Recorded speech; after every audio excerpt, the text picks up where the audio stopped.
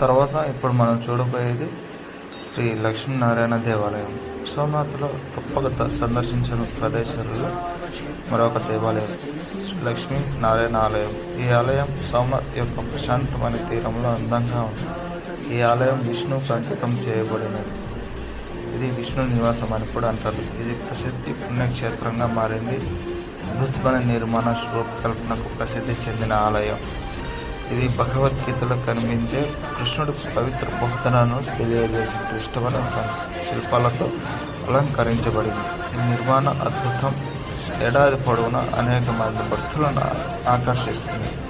సోమనాథ్లో ప్రముఖ ఆకర్షణలో ఒకటిగా నిలిచింది బద్రీనాథ్ లక్ష్మీనారాయణ ఆలయానికి అద్భుతమైన పోలికతో గుర్తించదగినది. ఈ ఆలయం సందర్శకులను ఆకట్టుకున్న ప్రదేశం.